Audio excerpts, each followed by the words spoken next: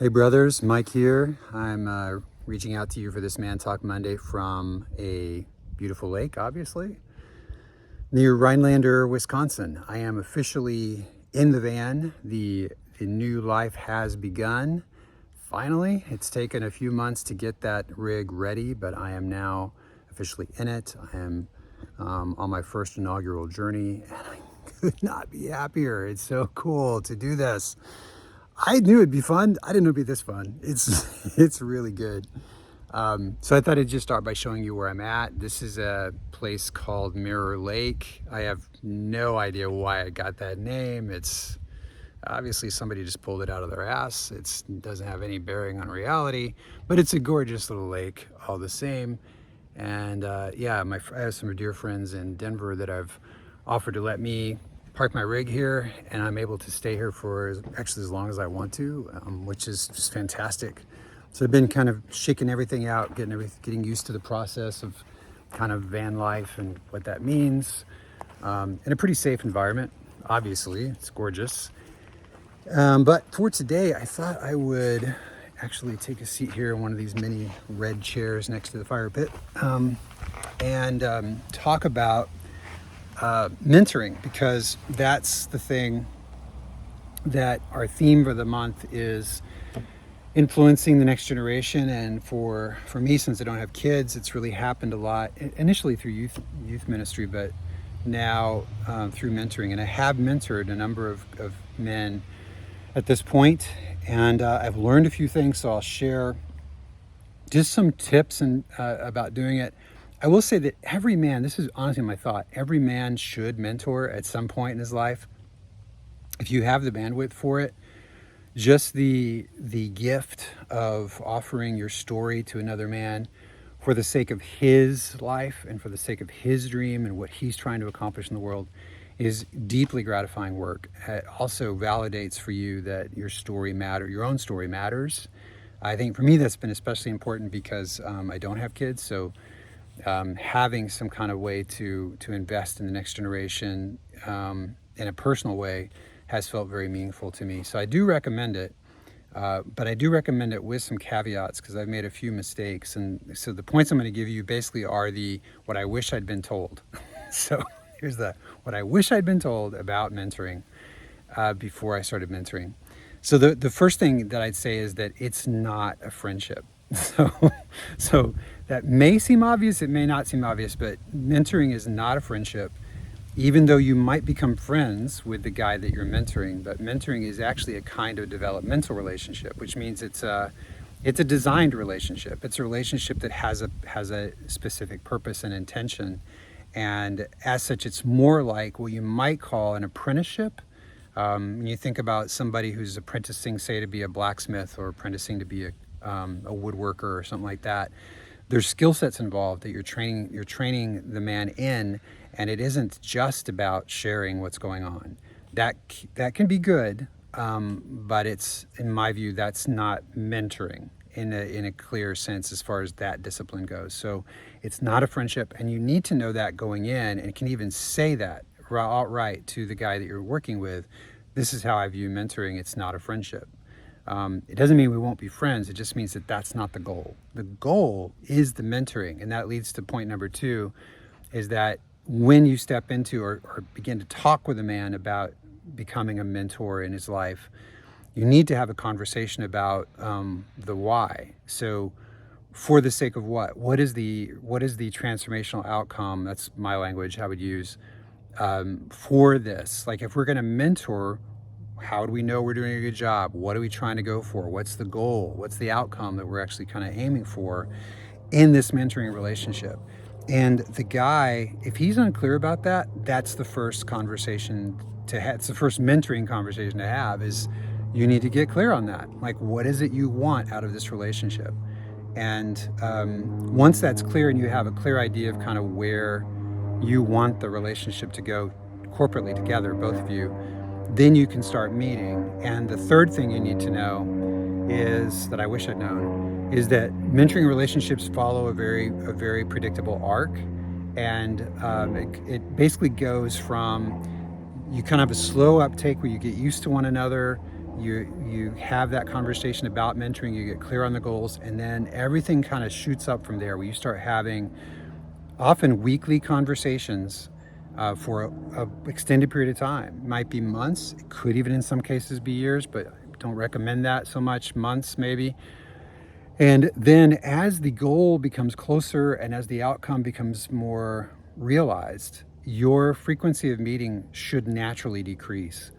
The reason it's important to name this up front is because if you don't, it might feel like your relationship is drifting apart, like you might be failing, and you're not failing. That's a sign that it's succeeding, that you've accomplished the goal, and now when you get together, you notice there's not as much to talk about. That's a sign that you've gotten closer to the goal that the man was trying to reach. And then it's time to either end the mentoring relationship or renegotiate it for, okay, what's the new goal? In that sense, it's a bit like coaching because it's a very designed relationship. So yeah, those are so first, it's not a friendship. Second, you need an outcome, a very clear outcome in place. And third, it follows this arc of like slow start, suddenly going very intense, and then drifting out over time to be less and less. The fourth thing I would say is that at that tail point, you do need to have a completion conversation or some kind of a closing conversation, because if you just let it sort of drift off, it creates a room for a lot of bad interpretation to happen. Like your mentee might think, oh, well, I guess that relationship just petered out, or I guess I wasn't interesting to him anymore. Or you, as the mentor, might think that guy just kind of stopped pursuing, and so I don't think he really cares. And it's not all that. It's probably that you have the arc of that story has come to completion, and you need to actually put a period at the end of the sentence. So you have a completion conversation to just say, what did you love about what we just did? Where are you proud of yourself? What did you learn? Where do you want to go from here? And most probably critically is, what do you want for our relationship moving forward? And in many cases, that can just be, I just want you to kind of be on call. Like, we don't have to meet anymore. We don't share life together anymore. But I know that I've got you. Like, if I really need to talk about something, I can just get on the phone or on Zoom and talk with you. Or you might choose to continue as friends. And if you choose to continue as friends, that's a whole nother conversation around, okay, well, we've been mentor-mentee, which means that the relationship has been all about you. If we're friends, it's going to be about both of us. So how do we want that to look? So that's the fourth thing. And I think the fifth thing I'd say is just some tips for how to navigate the nuance and complexities of the relationship itself. First of all, it's a little weird to be a mentor because you are sharing a lot of intimate stuff about your story. You're offering your experience for another man to mine for his own life and for his own goals. But it's not a friendship. And so it's not like you're sharing with a friend. You're actually offering your story as a gift for him to process his story. So in a friendship, it's more like people empathizing with you and you really feeling seen. In a mentoring relationship, it's more like he takes the food of your story, like the meat and bone of your story, and he takes it in and digests it and uses it for his own life. So it's a very different kind of dynamic than you would have if you're just sharing your story with someone that's a friend. And you need to be ready for that you might not feel like you are seen because you're not the point, of that relationship. It's the point's him, and if you both know that and keep that clear, then it shouldn't be that confusing, but it can come up. So you will be sharing a lot, but it's different from sharing with a friend. And the other thing I'd say about that is that you need to be careful not to attach too much to what the man does with what you share. If you start to judge the power of your mentoring relationship by whether or not he performs well based upon what advice you've given him, that's probably not going to go well, because it will start to become a performance-based relationship. And that's not what mentoring really is. Mentoring is, in this sense, it's different from apprenticeship. Mentoring really is you offering what you have as a free gift, and the man does with it whatever he does with it. And if he chooses to use it in the way you thought he would, great. If he chooses to use it a different way, great. If he chooses not to use it, that's also okay. It's up to him. You're not there to actually sort of be a directive for his life. You're there as a source of wisdom, almost like you're a river he comes and drinks from. You're a deep well that he draws water out of. And what he does with that water is not your business completely. You can give him your advice, you can tell him what you think he ought to do, but it has to be his call. And you need to be unattached to those outcomes as much as possible. That doesn't mean you don't tell him when you think he screwed up.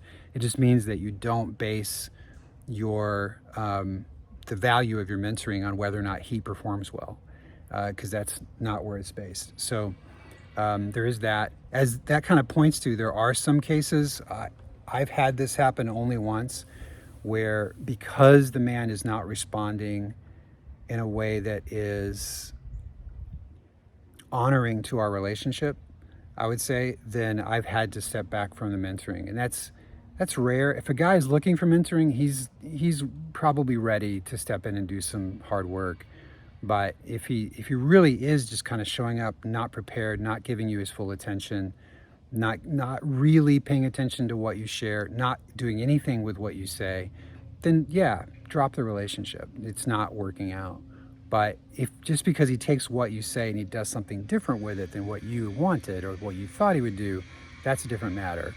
I think many times what I've discovered is that men who've taken what I've offered and applied it to their life in ways I didn't foresee, if I wait over time, I'll see the wisdom of their choice, because they do know themselves better than I know them, and they are making decisions based upon where they're standing, not on where I'm standing.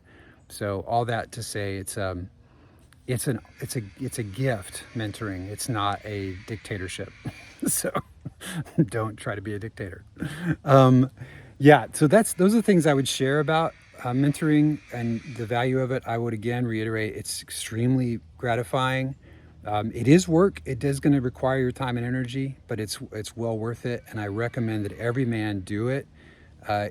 Outside of your family, do it with a man who's not a relative, at least once, and you'll probably get hooked, because it's very gratifying to do. It's also validating for you as a man to know that your story has so much value in it, that just by sharing your story or the lessons you've learned with another man, how he sees the gold in that you might not even see because you're in the middle of the story. So that's it. That's what I'd offer to you, excuse me, about mentoring today, and hope that if you haven't mentored, you'll really consider doing it, and ask God to provide you, show you someone that you could mentor. If you have mentored, or if you are mentoring now, I'd love to hear about it down in the comments below. Just let us know, like, what's your experience been like with that, and in what context have you mentored, and like what have you gotten out of it, or what have you learned in the process.